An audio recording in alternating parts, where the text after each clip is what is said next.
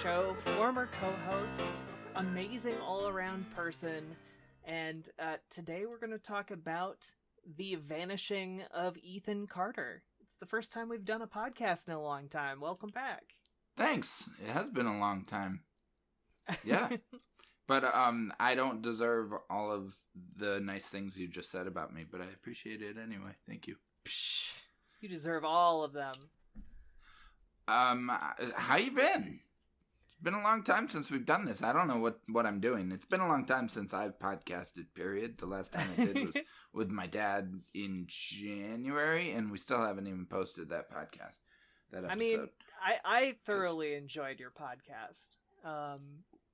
Basically, it was you listening to albums with your dad and then just kind of reacting to them because you both have very different musical tastes. Yep. I've been thinking about ways to make that work in quarantine. Mm-hmm. And I don't know. I mean, I just... Getting him to use Skype properly and getting him to record properly just... sounds like a nightmare. Yeah. But on the plus side, if anyone wants some like really easy listening that's also just kind of wholesome and like kind of like the audio equivalent of a warm blanket, I would recommend your show, which is... Where can people find it? Mr. Jones and Me is the name of the show, and you can find it on mrjonesandme.buzzsprout.com. That's the word and, not ampersand. Or you can find it on podcast services such as Spotify and SoundCloud and Google Play and iTunes. Right, iTunes. So, awesome. Or Apple Podcasts, whatever they call it now. Well, I would encourage everyone to check that out. And also, I'm gonna try a little thing here where I move a plug from the end of the show up into the beginning of the show. This podcast is made possible by contributions from listeners like you. Basically, for $1 a month on Patreon, you get access to a bunch of cool exclusive episodes, and as well as listening to episodes a week early. And access to a super secret Discord channel. So check that out. It's patreon.com/bestgamesperiod.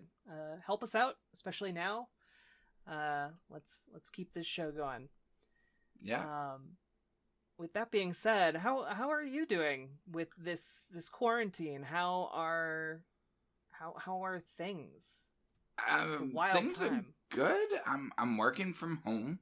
So, my full-time job, I work for a credit union, I manage facilities, and started at I was laid off in November of last year from the job that I was doing, or October of last year, from the bank that I was working for, and then I got a new job in January with this new credit union. And I love it. They're great. I like that it's a credit union. It's customer owned. They're not for profit. So I don't feel like a terrible person every day when I come home. Like I'm not just helping the board of directors get richer so that they could just sell all their shares for $10 million and then lay us all off. So while secretly plotting to rob the bank. Right. I did that daily. I could have easily done that being in security as well. So anyway, I wouldn't do that. But yeah, I really like the new job and I'm able to work from home, thankfully. And I'm teaching my daughter daily, which isn't really happening. I mean, I'm a terrible homeschool teacher, especially with having to work from home, which lately it's actually been pretty busy because being facilities, we're dealing with sanitizing constantly and coordinating traffic at the branches because we close the lobbies. So the lobbies are closed, but the drive-ups are open. So we're ending up getting traffic at certain times of the day that goes out to the road. So we actually had to hire flaggers to come and direct traffic at our branches. So like I've been dealing with that, coordinating all of that. So and thankfully my wife's been home a few days, and that's basically when my daughter actually does schoolwork and learns stuff. So that's good. She gets definitely a plus. She gets those opportunities to learn still, because I don't do it very well. Well, and also so your daughter doesn't drive you insane. Yeah. Thankfully, I have headphones on because she's right at the top of the stairs. But yes. How about you? I've been working from home, really, just chugging along, writing on a very sporadic basis. Extra Life has really cut my contract this year, so I'm basically doing half the work I was doing for 30% of what they were paying me before, and untenable. Yeah, well, yeah, it's one of those things where, like, it'd be fine if I got another gig that paid me like that, but especially at a time like this, we don't. There just aren't, right? Like, website freelance work is drying up, and a lot of those like smaller positions are just gone, or getting filled by people who know one another a little bit better. Yes. And, like, I am in Minnesota, and I live kind of on the fringes of freelance world, where I have had steady freelance work for a long time, and I have a career in this field, but not that many people in the still standing website circle really know who I am. Yeah. So that makes it harder to get a decent job. I've tried pitching some freelance pieces, but basically right now a lot of things are in chaos, so the response time has been very slow. I got a piece published in Fanbyte. Nice. Yeah, like last month. But I don't think I'm the kind of person who has the kind of, I guess, the kind of persistence when it comes to emailing people about things, which is kind of a downfall when it comes to freelancing. Because then, I'm not good at that. I couldn't freelance. I don't like pitching. I just want to write about things because I know that they're good ideas or going to be interesting. Right. Or I care about them. Yep. And a lot of pitching outlets revolves around, hi, I have these 3 ideas, and I think that they're going to be good because of X, Y, and Z, and please pay me to do them. And someone coming in and being like, well, I don't like 3 of these ideas. One of them's good, and I'll give you, like $200 for it. It's like, okay, well, that's good. But also, it's like one of those every month if they don't know you. Right? Yeah, right. So it's been a bummer on that front, and finding full-time work has not gone super great. Partially because my entire resume is video game related, and a lot of where my skills would transfer over don't necessarily. It requires some imagination on the part of people who are in charge of hiring. Oh, so when I got my new job, right? Do you mind if I... Yeah, go for it. All right. So when I got my new job, I had a 2-year gap where I was mainly just writing about games. I had been the manager of a day program for people with special needs, and then I was not, and I was cleaning part-time, but I wasn't going to put that on my resume. I don't know. Maybe I should have. But I was cleaning part-time, and I was writing about games when I wasn't doing that. And so then I went and started at the bank a couple years later, but in that time in between, I was writing, and I wasn't making a lot, but I was with the same website the whole time, the Game Effect, and we, I loved what I did there, and I was very proud of it, but it's very difficult to show that on a resume for a facilities manager position, for a bank, for a credit union. Right. But I didn't want a space on my resume, so I put it there. Whatever. I was still getting interviews, so I figured it wasn't that bad. Right? Mm-hmm. So, but then they needed to do like a background check on me. They offered me the position, and I was ecstatic. But then they needed to do this background check and check my work history, and they were like, "We need your pay stubs from the Game Effect." And I'm like, I don't have any.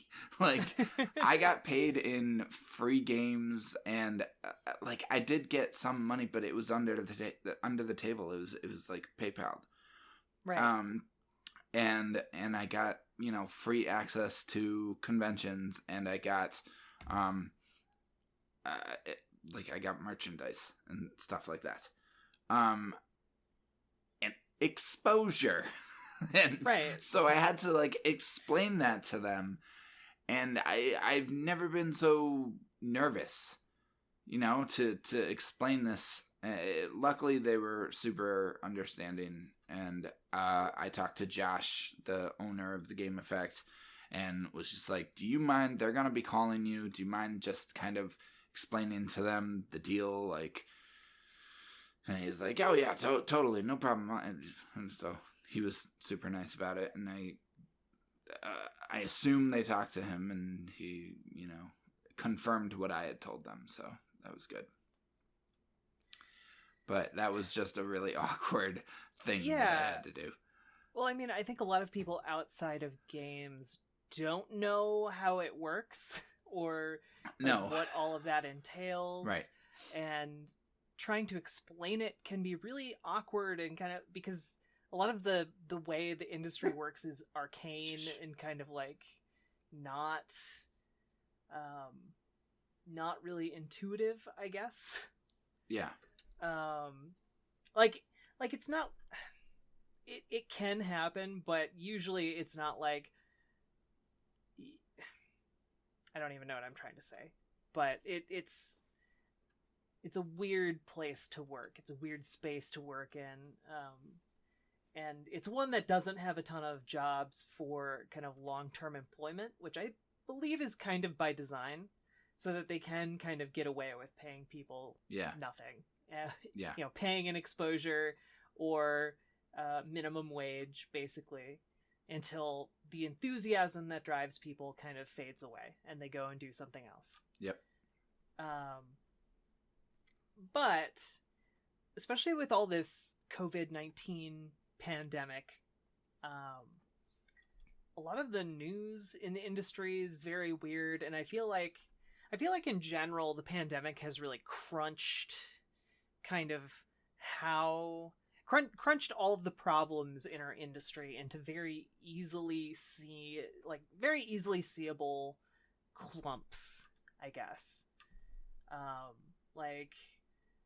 Just revealing that, companies don't really have to crunch. They can delay their game for 6 months. Yeah. A year. That's not a problem for them, really. I almost wonder if they're going to sort of rethink how they do things. I don't know. I feel like it could be a good thing. At least without kids, I think people would be much more willing to work from home without kids home. But also, I think that I almost wonder if the industry should take a look at the opportunities that could arise from having their employees work from home. Maybe you can keep people happier, but also they might be more willing to work more and work longer hours if they can work from home. Right. Or just from a very cynical business perspective, if you can get it to where people are all working from home, you don't have to pay for a business space. Yeah. And what's going to happen to all of that business space? Maybe that translates to more places for people to live, like more affordable housing, you know? I think that's a very optimistic take. I mean, yeah, it is. You're right. Especially in the areas where most of these studios are located, where housing is skyrocketing. Yeah. Ugh. It I don't know. A lot of this has crazy. just kind of revealed the underbelly problems of our society. Yeah. And it's hard to imagine that when this is done, things will go back to being the same after so many people have seen that we can do better, or we can do different things. Like in Minneapolis, they found housing for all of the homeless people. Wow. Weird how that happens. Yeah, right. It could suddenly impact other people. Yeah, right. Like, I think we have now a set of solutions that will continue, or coping strategies that work right now for pandemic purposes, but in like kind of in the future will be more readily available for other things. Like if you have a homeless problem, maybe the solution is giving them homes. Oh, I was gonna say most people might, most towns or cities, governments, local governments would probably be like, oh, maybe we should manufacture a pandemic so we can take care of this homeless problem. I mean, yeah, that's really one of the two futures we're heading towards, right? Yeah, seriously. I mean, like prior to this, I remember hearing about a plan to bus homeless people to like abandoned prisons outside of cities. And basically just let them live there. But I can't imagine that would be a good idea. No. Or that wouldn't result in terrible things happening. No. Wow. So, Jack, I've listened to a few episodes. I don't listen to all of them. I listen to the ones about games that I care about, and I've never heard an episode start off on such a bummer note as this one. So why? Is it me? Am I the problem? No, I think that I have been horribly depressed recently, and I'm just the reality of our world is that it's bad right now for a lot of people, and it's not good. The important question is, do you have toilet paper? I do. Thank goodness. Oh, good. How many rolls? Like, we talking double digits here? Well, look, I can't say that on the air. Like, I don't want to paint a target on my back. I'm just trying to understand your economic value right now. Yeah. The meme going around of like, 2019. Fallout for using bottle caps as currency. That's wild. And now it's 2020 and people are eyeing that toilet paper. Yeah. Yep. There's a lot of video game parallels, like Death Stranding. I think Death Stranding's definitely the funniest. Yeah, honestly, yeah. It's like it has to be weird how prescient Kojima is about a lot of these problems. Right? Like, I thought he had a point prior to the pandemic because, like, all of us are so atomized by capitalism. But now it's like, no, it's literally just that. We're all stuck in our houses and we don't want to go outside. Otherwise we might die or infect people we love. Yep. So it's... And he's got that right. He got it right about, like, privatized military contractors. Yeah. And he got it right about, well, not about nanomachines, but about social media. Yeah. And it's wild. The Low, he predicted that. Everything. Yeah. I mean, I feel like he also maybe predicted a ultra right wing president in one of those games. Yep. I forget which one though. 2. Yeah, that's right. Yeah. So anyway, speaking of games, what have you been playing before? Do you mind if I ask? I'm just taking over the show. No, it's fine. I have been playing.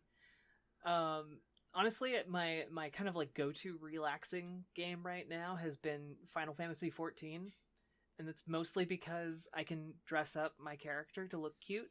Nice. And that's the draw for me. Great. And I've been playing some Stellaris, a new expansion released, so I'm just kind of digging into that, seeing how I feel about it. And then just getting back into some old standards that I had abandoned for a while. League of Legends, for example. And it just has a nice rhythm to it that I enjoy, and really right now that's it. I don't have to think too much. It engages my brain, and that's really all I'm looking for in most games right now. I don't particularly want to like play a kind of an adult drama style game because I don't have the emotional energy for it. Yeah.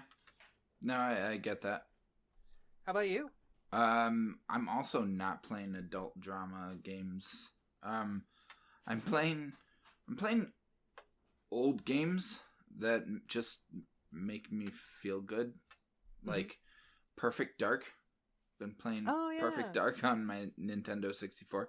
So I bought an N64 I bought one back around Christmas. I don't know. And been slowly getting some games for it. And so I got Perfect Dark like just before all this was starting. I got it at a local shop that just opened like a month ago. So right when this was all starting. And I feel bad for them because that's a bad time to open. But I got that, and I got Turok 2. So I've been playing mainly Perfect Dark. And that game's not good. It's not good. But I will say, at the time it was like the game. Like, is it gold? Are you a GoldenEye person or a Perfect Dark person? Yeah, totally. I was a Perfect Dark person. I thought that game was the greatest thing I'd ever played. And that's weird because I had also played Half-Life at that point, and that was kind of my golden standard for first-person shooters. But Perfect Dark's so much fun, and it's still a lot of fun. Like, I played some multiplayer with bots, and that is just still a really fun time. The bots are surprisingly smart, and they won't just like bum rush you. They'll, you get them down to a certain amount of health, and they'll flee, and you have to chase them, or they'll stand at the top of a ladder and wait for you to come up, and it's still a lot of fun. But other than that, I've been playing. I got this game called Lonely Mountains Downhill. Yeah, I've been hearing a lot about it. I don't really know what it is.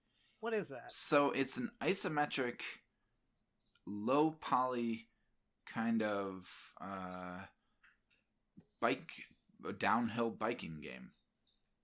And I wish it wasn't isometric, but I'm getting used to it. What do you wish it was? I wish it was behind the back, like just okay. Fully 3D. But it's really fun. It has a steep learning curve because of the camera. And because it's very physics based, it's a lot like Trials. But you can turn off the challenges completely and just go downhill on the bike, and doesn't matter how much you wipe out. Like the challenges are typical, like get to the bottom of the mountain by a certain amount of time, or get to the bottom of the mountain without wiping out a certain number of times. And there's all sorts of shortcuts, but the shortcuts are typically very difficult to achieve. They'll take you down very perilous paths, but if you want to get the top time, you have to take the shortcut. But at the same time, you can also sprint, like just, pedal very quickly, but you don't want to do that too much. Because one, your meter will drain and you won't be able to, but two, you just lose control of your rider. And I've played a lot of that. It's just a lot of fun to I'll pop it on for just like a half an hour before I go to bed, and it's relaxing but also challenging, and it's really good. I like it a lot. Like it. Yeah. It sounded like every time anyone has talked about the Lonely Mountain Downhill to me, they've made it sound like just a very zen experience. Yeah. So it's very frustrating. It's very frustrating if you have the challenges turned on. It's frustrating in a good way, like trial and error, but it's not necessarily zen, in my opinion. It's zen when you turn the challenges off and you just go. And right. There's no music, really. I think maybe there's ambient music, but it's not noticeable. And for the most part, you're just listening to the sound of birds and running water and rocks crumbling and falling down the mountain. And so it has more of a soundscape than a soundtrack. Yes, definitely. Yeah, and just the sound of like the tires going through the dirt and the sound of the chain on the bike, like the sound is phenomenal. And if you just want to relax and play a game, like it's a lot of fun. It took me probably 3 hours of playing before I was really comfortable with the controls. So it's a steep learning curve, but and my biggest issue is that because it's low poly, it's hard. Sometimes there are jagged edges that stick out and just kind of trip you up when you do not expect them to. That's my biggest issue with it, but otherwise I just really enjoy it. It's a lot of fun. Awesome. Yep. Well, I hear you played one other game recently. Yes, I did. Which, let's get to it. Oddly enough, is more of an adult-oriented drama Oh, right, game. it is, isn't it? Yeah, that's true. It is. But it's one that I personally really like and have affection for and find very interesting. And have wanted to talk to you about for like 6 years now. So but I never played it, so this is great. Yeah, I only played The Vanishing of Ethan Carter. Right. Yes. Sorry. That's it. That's the game. I only played it because it's on PlayStation Now, and I have a subscription to that. Because it's becoming a much better deal than it used to be. So it's half the price of Game Pass, and I'd say the games are probably like 70% as good, like the selection of games. So yeah, it's still a good deal. But it allowed me to play Vanishing of Ethan Carter. So I sat down one night. I wasn't sure how long it was, and I didn't want to stop playing. Like, I just started going and getting into the mystery, and I didn't put it down. It was great. Oh, you finished it in one sitting? Yeah, I did. Wow. Okay. Yeah. I was up very late that night. It was last Friday or something. I don't know. It was or Saturday night. It was a weekend, so I knew I didn't have to be up in the morning. So yeah, but it took me a long time because there are certain parts, like I could tell I was getting towards the end just based on like what the characters were saying and the mystery, the way the mystery was kind of coming together. But there are certain parts in that game that are very obtuse and hard to understand, like what you're supposed to do. So that was a little frustrating, but I think, oh, you know what it was? I had taken a nap that day. Really, the nap made the difference. It did, because I had taken a nap. My wife was with my daughter. Oh, because I I put together her swing set. Outside, I built a swing set for my daughter, and then I was just exhausted, so I came inside and I took a nap. And then I was alive, awake, alert, enthusiastic for the rest of the night, so I just stayed up late playing this. Awesome. But anyway. For me, naps are like 50-50. They're either going to wipe me out for the rest of the day after I wake up, or it's going to be good when I wake up. Yeah. There's like no in between. Yeah, well, it was, I'm the same way, but it was one of the refreshing naps, I guess, so.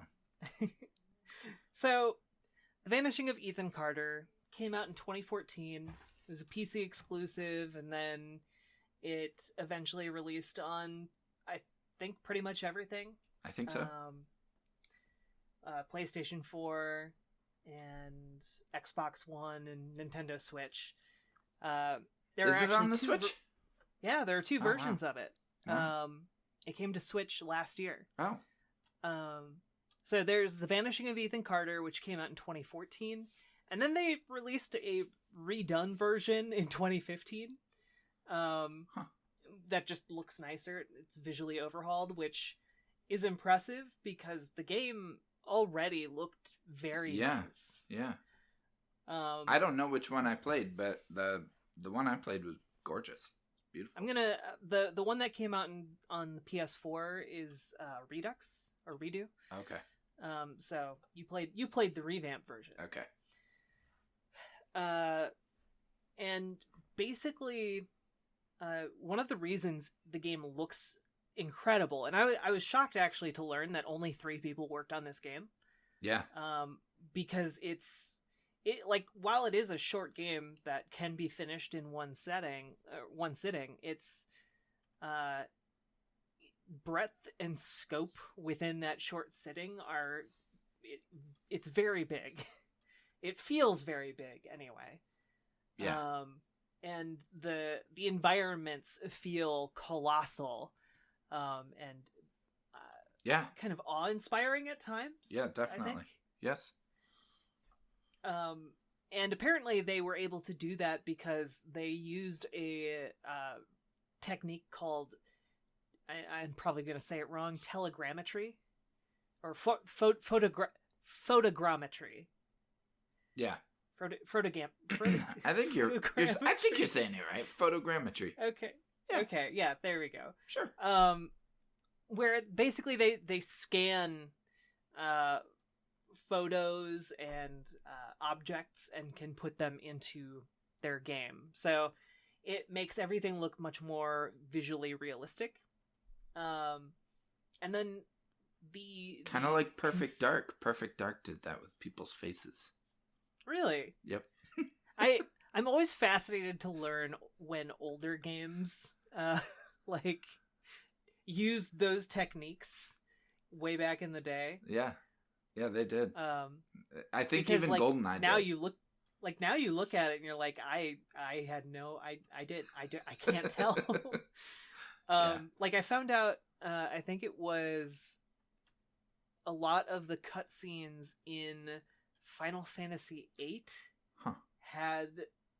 had motion capture, which is how they got really fluid looking movement. Oh. Huh. It was wild. Yeah. Anyway, the realistic environments are not just kind of like a gimmick of like, hey, look what we can do. It looks really nice. But it also plays nicely into how the story itself in this game is really kind of like what makes it worth playing. Yeah. And it has so many surreal and kind of mystical elements to it that the realistic world kind of elevates those moments of when it decides to veer into the surreal, and It's really cool. Yeah, definitely. We're spoiling, right? Oh yeah, we're gonna spoil the heck out of this, so spoiler warning from here on out. So the first thing that really was like, well, the forest that they drop you off in along the train tracks, and there's traps everywhere. That's your first hint They're like, okay, this is weird. But then you get to that house with the portals. Yep. And I was like, that was the first really weird thing. So I was just, what the hell is this? Like, what is going on right now? I was not expecting a house like that or anything like that. I honestly went into this game expecting it to be like Tacoma, where the scenes play out just in front of you, and you just follow the story that way. And a lot of it is kind of like that. Yeah, a lot of it is, but that's not all it is. And I was not expecting all of that trippiness. So what is this game about? Like what's kind of the setup for this story? I was hoping you could tell me.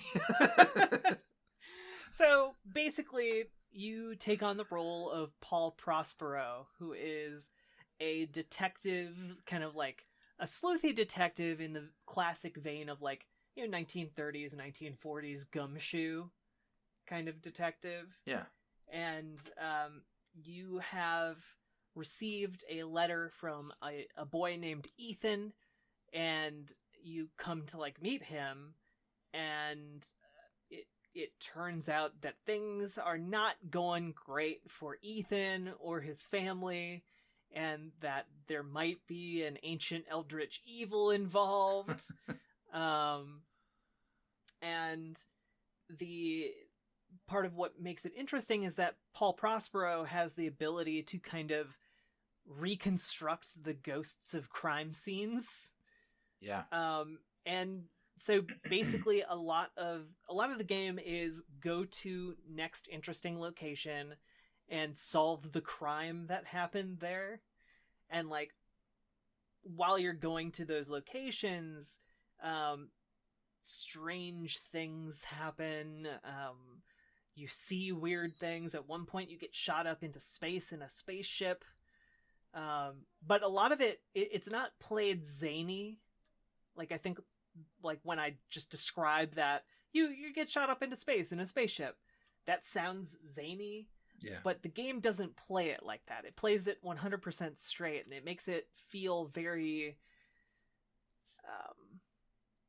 interesting, off-putting, building suspense. You don't know why these things are happening, but right. You get the impression that there is a overriding reason why they're happening. Yeah, everything kind of builds to the mystery and adds on to the mystery of the whole thing, and you want to, like, all that zaniness just adds to the mystery of it that you right. want to solve. And so yeah, there's kind of the larger mystery of what happened to Ethan Carter, the boy that you're here to meet, and why are his relatives turning up dead? Because relatively early on, you find a dead body, and you're just kind of like, oh. And then the scene that happened leading to that character's death begins playing out, and you have to just kind of like figure out the important elements of that murder. And that will lead you in turn to the next place and into the next place, and things just start getting kind of weirder, and things are revealed in the dialogue of these kind of last moments of each of these characters' lives. Right. That eventually lead you to kind of like the conclusion that there's like been some sleeping entity in the woods that got the sleeper. Yeah. Yeah, the sleeper, a sleeping entity. And it has like been working through these different characters to some unknown end, but driving them crazy and having them fight with each other and kill each other, and also have some sort of like weird rage fests against Ethan himself. And all of this happens, like there are definitely moments of like intense emotion playing out on the screen, but they're all nicely separated by some walking segments that aren't too long, aren't too short, like just kind of in that sweet spot of enjoying this beautiful nature scenery all around you until the game decides to get scary. It does. It does get scary. I was not prepared for that either. Like, I almost had to stop, because... In the caves, right? Yes, the mines. Hold on, I'm sorry. It's okay. I have a visitor. Hi. What's happening? I love you. Unexpected guest. Oh, you're on camera. Hello. Jack just said hello. I know.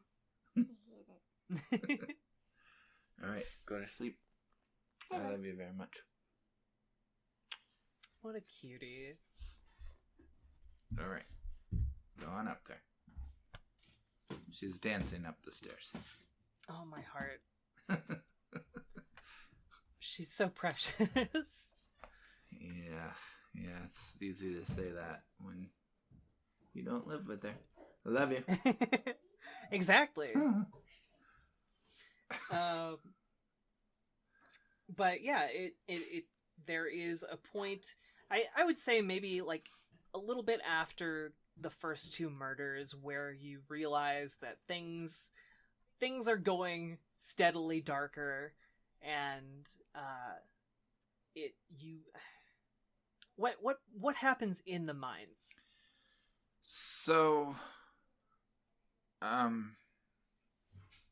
well, first there's a mystery that you have to solve, and it's you see a sequence where Ethan's dad, who is seemingly like the only still sane one in the group, who doesn't want to kill Ethan in the name of the sleeper,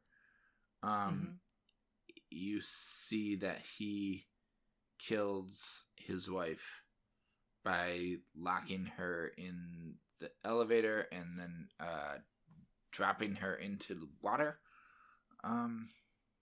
in the mines, and she drowns. And then soon after that, her son, Ethan's older brother, who wants to kill Ethan also, comes, and Dad's like, "Oh, I don't know. I haven't seen your mom. I don't know. I thought she was with you." And then you have to exit the mines. Am I missing something else in that sequence? I don't think so. Yeah. And then you have to exit the mines, but along the way, like, I think you could just go straight through, right? Like, you don't have to go to the part with the scary guy, right? I think the game definitely leads you in that direction. They want you to, but I don't think you need to. I think you could skip it, which is kind of a cool thing. Like, to diverge again, the whole sequence with the spaceship, I never saw that sequence. Really?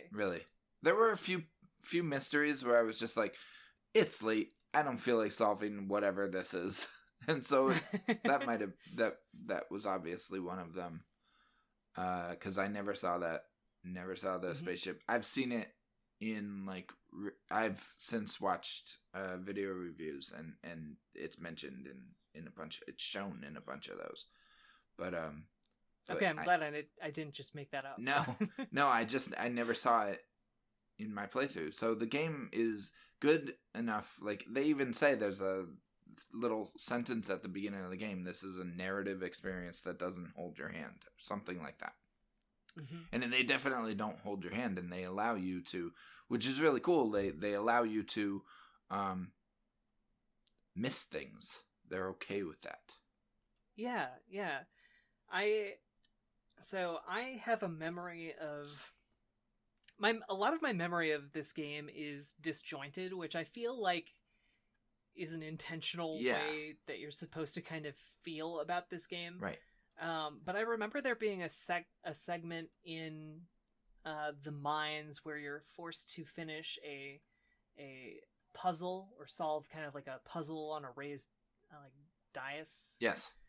That's if you can get through that part with the scary guy. Okay, yeah. Yeah, the game is just kind of like there's a lot of really interesting moments, and I feel like for a lot of people who might have played this straight through, it doesn't all kind of come together at the end. And so I'm curious kind of what you think about kind of where this game all leads. Well, because that was the thing. So this scary part in the mines, it's starting to feel like you're getting towards the end. Like, kid's mom has died. His dad is clearly going to kill his brother, or his brother wants to kill his dad. You know things are coming to a head, and then you go into this. It's off the tracks. So you're riding a minecart, and there's a light at the end of this tunnel, and like, okay, eventually I probably want to get to that light. But along the way, there's all these little paths that you can take. And the one they clearly wanted you to take was because, and you can tell what like I was thinking about it, like, oh my gosh, well, that path is very well lit. Like, clearly that's the one they want you to go down. You go down there and you follow this narrow, winding downward path to a note by an entrance that says, like, if you're reading this, our experiment did not work. The sleeper still sleeps, or the sleeper is awake, or something like that. Turn back now. Do not enter. And of course, you enter. So yeah, because that's what you do in games. Right. So you go in there and like, it is really funny how, like, our impulse just runs directly against, like, don't go in there, and then you go in anyway. Yeah. And it's like, it'd be nice if, like, in a game at one point, like, no, you definitely shouldn't go in there. Like, that's the moment where, like, everything in the, like, that the path diverges. You get the bad ending because you went in this room that was very clearly labeled, don't go in here. Well, so I went in, right? And I was like, oh, what could be in there, really? It's going to be spooky, but, nothing's going to kill me. So I go in, and there's like, all of a sudden in the corner of my eye, the character's eye, there's like light and shadows playing off the light on the corner, and it's moving. And I'm like, well, that's weird. What the heck's going on over there? So I walk in that direction to see what's going on over there. And there's a shadowy, scary-looking figure right there. And I'm like, well, what the hell? But I was like, okay, I need to see who this is. So I walked up to him. and he immediately killed me, just attacked me, and sent me back to the entrance. And I was like, huh. Well, I'm gonna not go in here. So I turned back around, because I don't like stuff like that. I don't like games like Amnesia, and longtime listeners of our podcast who listened way back when it was the Gym Show might remember I recorded a thing one time that was just me. Swearing nonstop, playing Slender, and it was terrible because I hate games like that. I don't like being chased. I don't like games where I have no defense mechanisms. And so I was like, I'm not going to do this. I don't think I have to do it. I could just go to the end of the tunnel. So I started walking back, and then I was like, ugh. So I paused the game, and I looked up like a walkthrough, and I was like, so what do I do here? And they said, the walkthrough, I basically figured out, okay, this is what happens here, which is, I think if I think if I had gone back to the rail, I would have been able to just go ahead and finish the game. I mean, I would have been able to, like, I still would have been able to finish the game and missed all of that, which is really cool. But yeah, that is neat. But I didn't. I went back in there. And that was awful. It was awful. I did not like that part. I didn't like it. And it was confusing as hell. It is, like, that's part of this game. This game feels like so many different things spliced together, almost like look at all of these different things we could do in the future. Right. Kind of like a demo reel of the astronauts. Oh yeah, totally. Yeah. Like the developers of this game came from People Can Fly. I think People Can Fly. That's it. And the people who did like Bulletstorm and stuff like that. Gears Judgment. And so this is like the Vanishing of Ethan Carter is way outside of their wheelhouse, just like from their backgrounds of game design. Yeah. And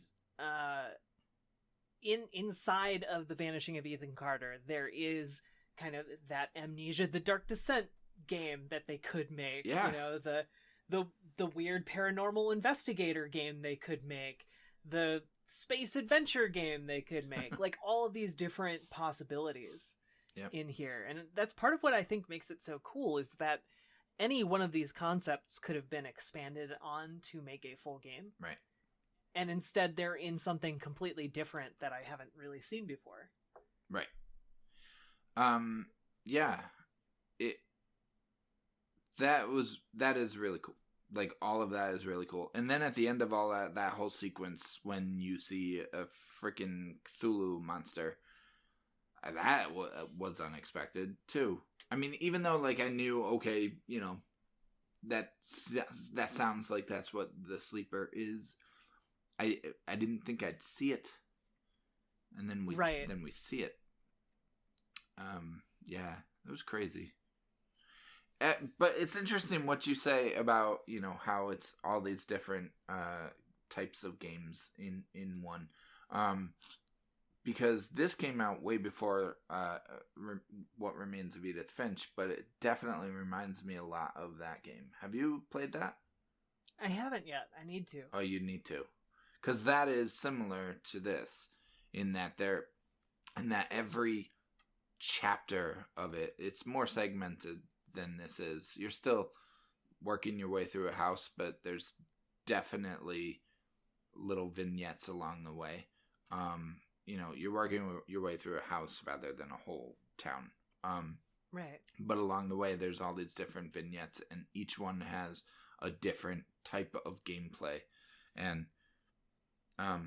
each tells a different story. Some of them are really, really simple. Some are just your kid swinging on a swing.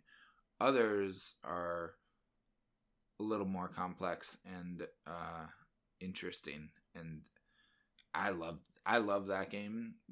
You should play it. Okay, I have it.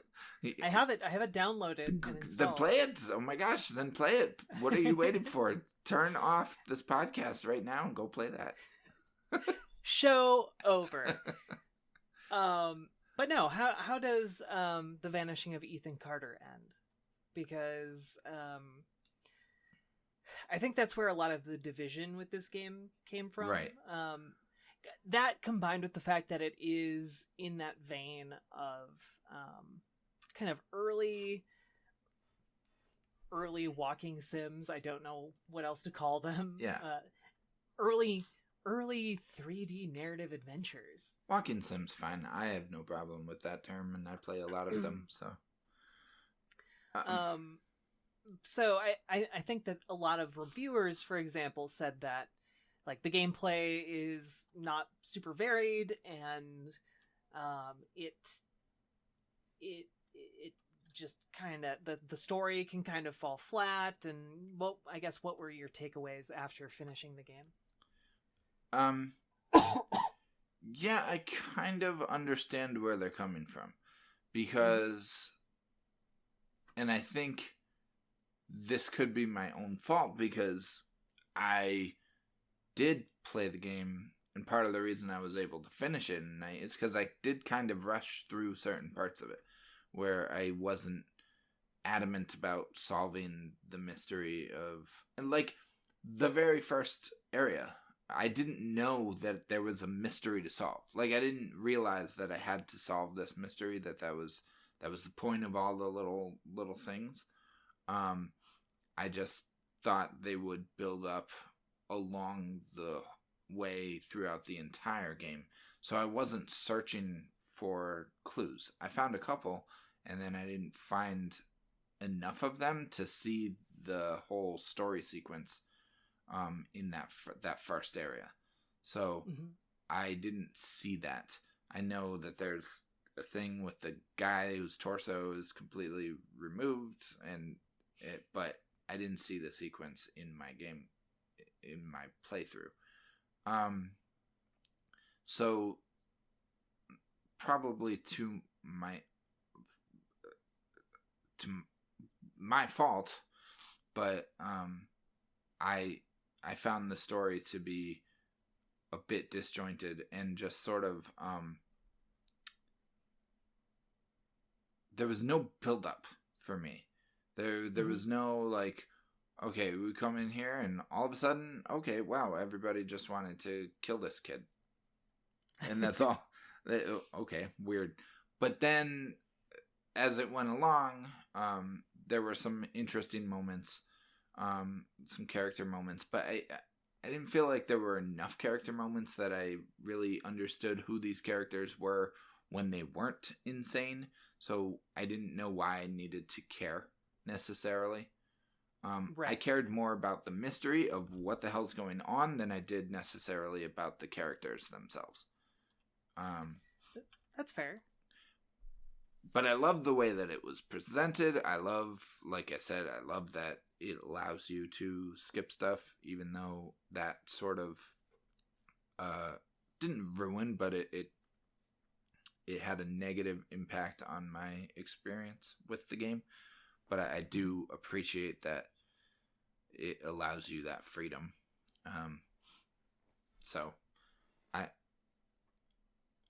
don't know. But like I was saying about that whole cave sequence and when you solve that like puzzle on that dais, like you said, I thought that was the end of the game, but no, there was like another hour after that to go. Hour and a half almost, even, I think might have been. There was still a lot, after all that. And that was actually, that last hour and a half or so was, to me, that was like the best part of the game, because that was when everything started to wrap up. All the pieces really started to come together, and I finally like kind of understood what the hell was going on. I still don't really understand what that house, like why, maybe you can explain that house with the portals. What's going on in that house? Like, why was that house important? So my recollections about the game are a bit vague. I do not remember that house. Oh. I feel like I would, but also I might just not be remembering it. So you go through a portal, and you end up in a different room than the one you were actually walking into. And if you do that in the right sequence, you end up in a whole other house across the way. Oh, interesting. And I don't know why. Like, I never really understood what the purpose of it was. And I felt like there was something I was missing. There was some story sequence or some sort of payoff that I missed out on. I know it had like that. I think that was the house that Ethan woke the sleeper in. And then the other house that you end up in, I think, is his house, Ethan's house. So it's okay. So I guess the story payoff was the last sequence, but it still didn't quite make sense to me. I think maybe, and that's the other thing about this game that I do appreciate, is that I kind of want to play it again. And you can't say that often about walking sims, that you really want to play them more than once. Yeah. It's interesting. That like there's definitely a lot of layers to the narrative. And so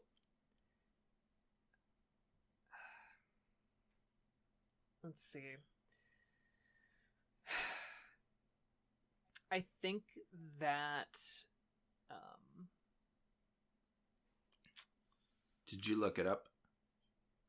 I'm just trying to like verify something that I remember about the game is actually in it. Okay. But because I mean that's like I said, one of the things I really do appreciate about it is that the story, especially with the way that it ends, which we haven't gotten to quite yet, but with the way that it ends, it's a neat little twist that recontextualizes, as any twist should, everything that you had seen up to that point. So then you want to go back through it again and see those story beats again to really kind of get a better understanding of what is going on in that game. So, like I said, I like that it does make me want to play through it again, even though I don't want to do that creepy mine sequence anymore again. okay. But I could maybe skip it next time. That would defeat the purpose. Okay, so here's the deal about the game. Okay, hit me. So I feel confident now. Basically, The Vanishing of Ethan Carter is not about any of the things it says it's about at the beginning. Right. It's not about a psychic detective. It's not about an eldritch horror. It's not about any of those things. No. And it's not even about a family that wants to kill their son for some reason. Instead, the entire plot is built around Ethan Carter, who is a creative young boy who imagines all kinds of the different stories and writes them down, and uses his stories as a form of kind of escaping from a life where no one around him is supportive of his creative work, and who also he believes deeply hate him. Right. So the sleeper throughout the entire game is not an eldritch entity. It is Ethan. Because we find out at the end of the game, I think this happens if you solve all of the mysteries. But you find out that Ethan has basically fallen into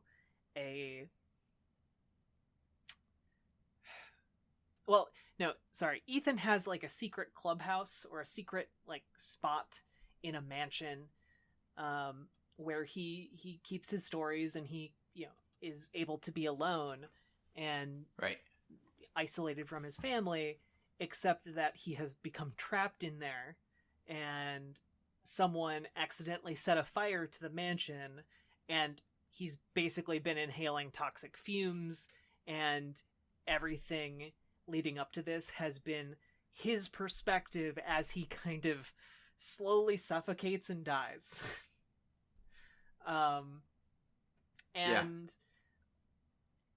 And part of what we learn throughout the game is really the reasons for why he thinks the way he does, like receiving abusive behavior from his family members, and part of that is because they have a negative view of his creative efforts, and another part of it is because they he's gay, and he is ostracized from his family because of that fact. And it's his family doesn't want to kill him, but they clearly haven't been supportive. And so the ending scene of the game is actually a lot of his family desperately trying to put out this fire so that he doesn't die. I'm trying to save his life. So that he doesn't die. Yeah. Yeah. But the idea that he has absorbed from their behavior is that they are hostile. And so it's in a way, it's kind of a game about the effects of abuse and the effects that kind of growing up with around not even with, but like around toxic ideas about your identity can warp your view of the world and can honestly warp how others treat you.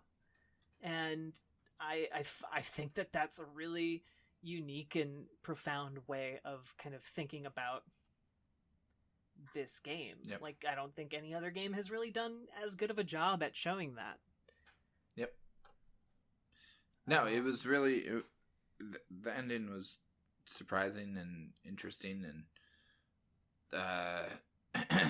I mean, it does, like I said, it kind of recontextualizes his whole story that he created. Is like you said, the sleeper is him. Do you think the sleeper represents sort of a part of him? Like, is the sleeper his depression, about his life? I mean, it could be like his internal like validation of how others have treated him poorly. Like the way people can kind of internalize those negative beliefs about themselves. Right. And I think like the end of the game is this boy dying in a horrible fire. Like, yeah. it's not a happy game at all, but there is some measure of kind of like coming to terms with it when Paul meets Ethan and disappears, but is essentially like, let's go create new and better worlds together. Right. Which is a really sweet, both like it's a sweet sentiment on top of a terrible situation, but I feel like that's what like a lot of life is. Yeah. Like sweet sentiment on top of terrible situations and trying to make a better world after tragedy. Not to get all personal on you, but I mean, do you think that you can relate to this? Yeah, I definitely can. Yeah. Like at the time when I played it, it definitely resonated with me in a way that made me go, huh. Right. But now that I have come to terms with myself, like looking back on it, like this game is totally on the money. Like, I know that I know that like I personally think of myself a lot of the time. I find myself like thinking of myself as a monster, which is why I kind of gravitate towards monster movies like Godzilla, or you know, there's a long tradition in art of associating like LGBTQ stuff with monstrousness. Right. That has kind of been reclaimed in a lot of ways, but I think that is something that I see reflected in The Vanishing of Ethan Carter, along with like warped perceptions of like other people, because you're scared. Like, you are paying attention far more than, you know, your average person who doesn't know you. And so like when someone says something and you take it a certain way, you internalize it, and you are kind of in this position where it then makes you afraid of them. You don't want to be yourself around them. It warps your perception of who they actually are, because you don't know, but you make a whole set of assumptions. Right. When you're kind of exposed to behavior that is not supportive. Yep. And I think that that's really interesting territory to go into, that again I haven't seen a lot of games explore, and it's fascinating, really. Yeah, it is. And when you think about it in the context of this game, you think of the characters as the story goes along, and you realize like the characters that are more supportive of him are the ones who don't want to kill him. Like that's the way he wrote them in his story. At least that's the way I take it. Like his grandfather is more supportive, and then eventually succumbs to his own prejudice and becomes one of the people that doesn't, that wants to kill Ethan. And then there's his dad, who dies in the story, who has to basically, he kills himself so that his son doesn't have to kill him, because Ethan's older brother wants to kill his dad, because he's standing in the way of the sleeper. And his dad is definitely the most sympathetic character of the bunch. And I almost wonder if Ethan, I don't know, the way that they wrote it was almost like the dad is sympathetic but doesn't know, he doesn't know how exactly to be. Exactly. Yeah. He doesn't know how to really be supportive of Ethan, so he does it the wrong way, and killing himself was not what it just fed the sleeper more. It which to me I read as like his isolation and depression even more. I don't know. Right. Like it's a story about, in a lot of ways it's a story about social isolation. Yeah. Which Yeah. I didn't actually expect this game to be so on point for our current times when we started talking about it. Yeah. But Yeah. I mean, like, a lot of it is about social isolation and Yep. kind of like how that can kind of destroy your world, Right. and it's Sure can. it's just one of those games where also I know that it's somewhat, I believe it's somewhat open to interpretation as to whether or not Ethan was even gay in the first place. Yeah. The slurs that come his way throughout the game, and if you're sensitive to language, the game goes there. Like, Yeah. it uses an F word for him that I will not repeat, but essentially there's like a couple different ways to interpret it, but either he's gay or the people in his family kind of associate creativity with being gay. Right. And that's kind of those. At a certain point, it doesn't really matter. It's both and, right? Right. So it's just a very fascinating game to think about. And you're right, like that whole ending really recontextualizes everything, and so it's a game that really does benefit on a second playthrough. And Because suddenly kind of you being realize able- that Paul Prospero is really just Ethan. It's Right. It's Ethan's point of view of this whole story. Right, exactly.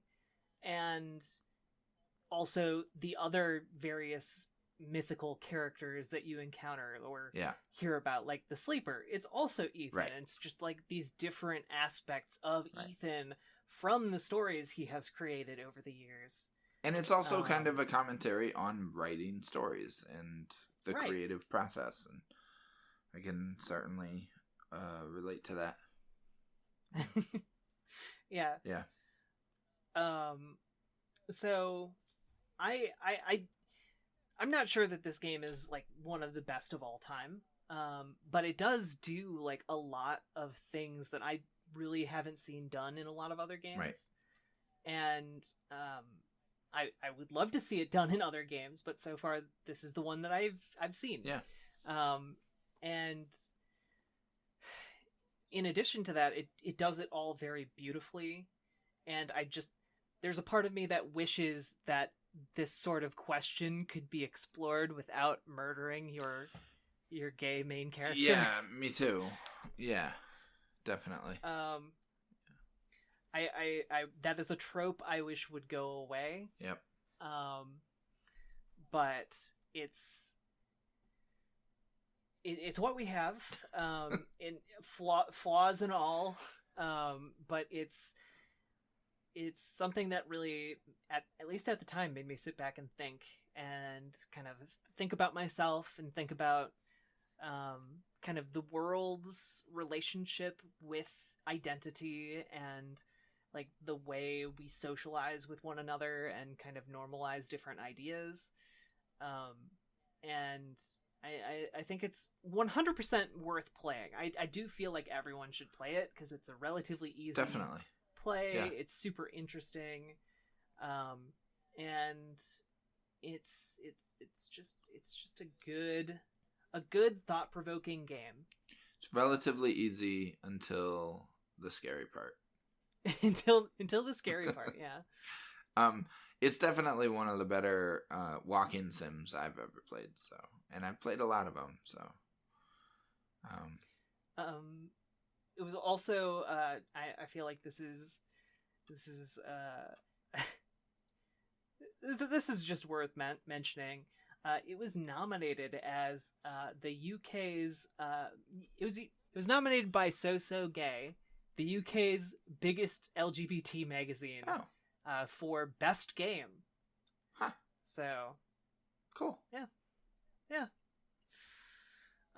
It was also nominated for another like bunch of awards. I want to know what the other candidates were that year.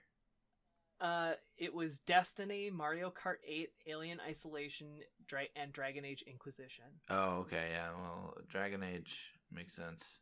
I guess they don't have to be gay games to be nominated. I don't know. I didn't know what their criteria was. Dragon Age has Dragon Age is, but the rest aren't necessarily. I mean, Alien Isolation was supposed to have a trans character in it. Oh, really? Well, I don't know in the actual game, but again, in the original script for Alien. Right, that's true. That game's just too scary for me to play. So I can't. And Mario Kart 8 probably has some gay characters in it. Absolutely. Which characters are gay in Mario Kart? I feel like Daisy. Yeah.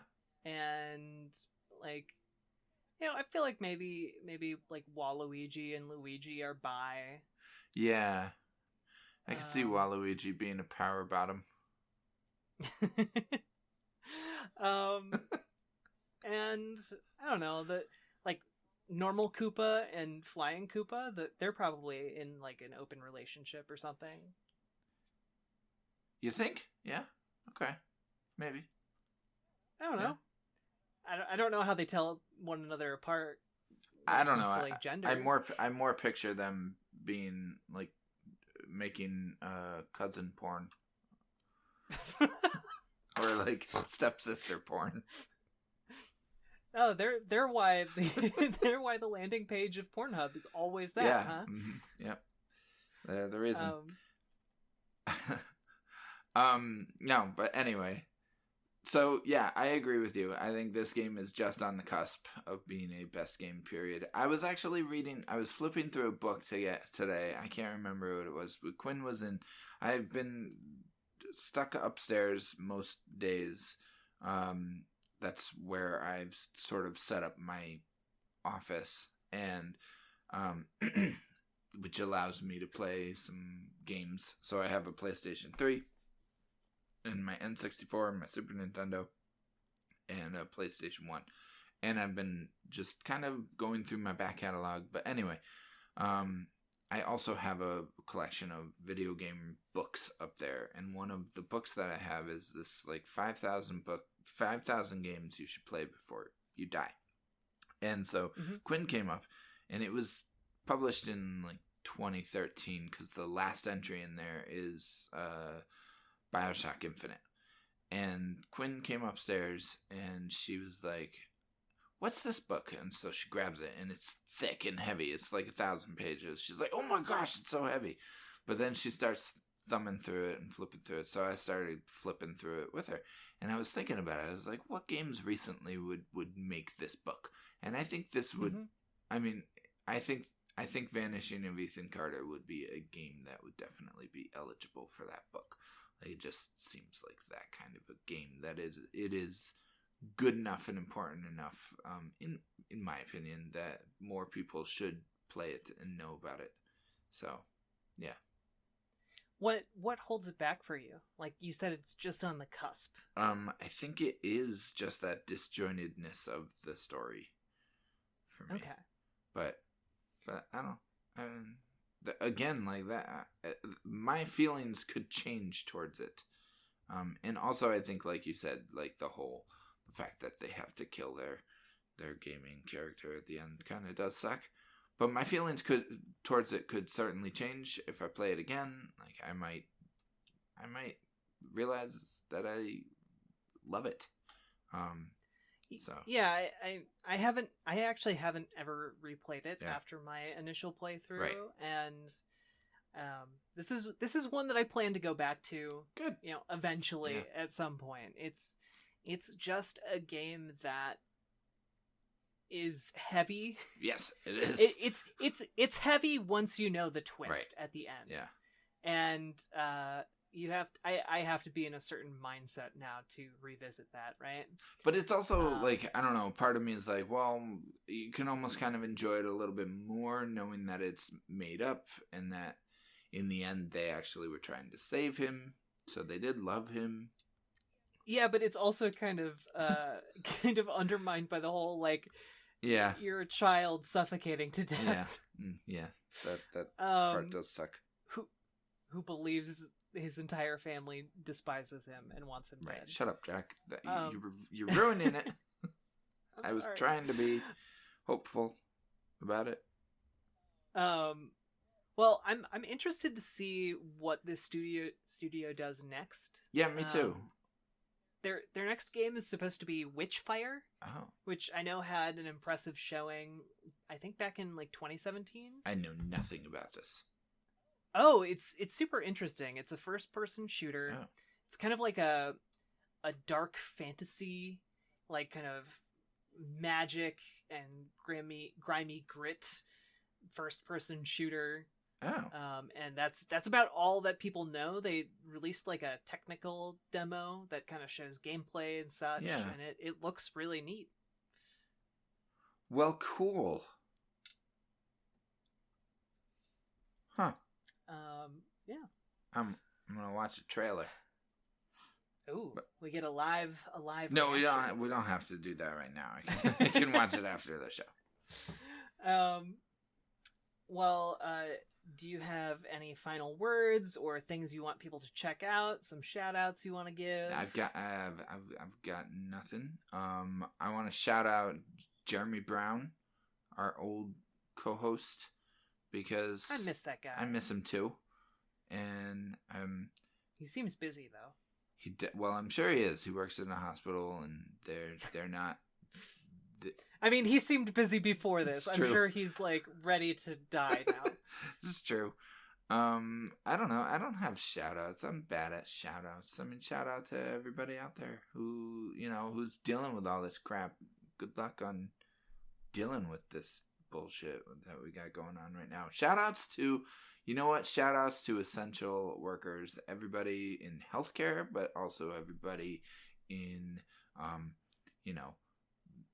grocery stores and fast food restaurants that are still staying open. Shout outs to all those people. Shout outs to truck drivers and people who are still working in factories making the stuff that people are still buying at grocery stores and whatever. All of that. Shout outs to those people. Yeah. Yep. Definitely. Well, on that note, where can people find you online if they wanna? I need more Twitter followers, so follow me on Twitter at IndyJones84 on Twitter. Okay, follow me because Jack. There was a point in time when I remember Jack and I having equal amount of Twitter followers, and now she has like 1,000 more at least than I do. So that's upsetting. I need more Twitter followers. But I'm back on Twitter. I went off Twitter for a long time where I was not using Twitter, but now that I'm back, I want a lot more. My number was close to 500, and now it's down to like 480. And either people unfollowed me or a lot of them were bots. Either way, I need to get that number up. We need to pump those numbers up, son. So help me. Pump you up. Yeah. So at IndieJones84. At IndieJones84. Yep. And on that note, if you want to find this podcast, you can find us at Best Games Period. And don't forget to check out the Patreon, patreon.com/bestgamesperiod, where you can get all the juicy details about upcoming shows and streams. And Daniel, you might actually be back pretty soon to do an episode on The Last Guardian. Ooh, yeah. Are you going to play it? I'm going to try and play it. Yeah. Yes, please do. My goal is to dig into it this weekend. Yay! Oh, that's very exciting. That makes me happy. Well, you just let me know, because I'm not going anywhere, so whenever you're done with it. Okay. All right. Will do. Great. And for all of you out there, stay safe, stay healthy. I know this self-isolation is getting to all of us, especially after, 4 weeks now of this stuff. But we'll get out of this eventually, and hopefully something good will come of all of this. So, on that note, do you want to say the final words? You, the one who came up with the sign off for this show? I don't know if that's right. You don't know if that's right. You don't want to tell everyone that you'll see them on the flippity No, dippity? shush, I was going to do it. All right. Oh, you can do it. First of all, thanks for having me on the show, Jack. I really appreciate it. It was fun. Always a pleasure. It was a pleasure, actually. But anyway, and it's been a pleasure being on the show for all you people listening, too, or watching the stream or whatever. Follow me on Twitter, like I said. And, yeah, I'll see you next time when we talk about, not next time necessarily, but next time I'm on, when we talk about The Last Guardian, because I'm very excited about that. I want Jack to play that. And, yeah, then we'll see you on the flippity dippity. See ya. Nailed it.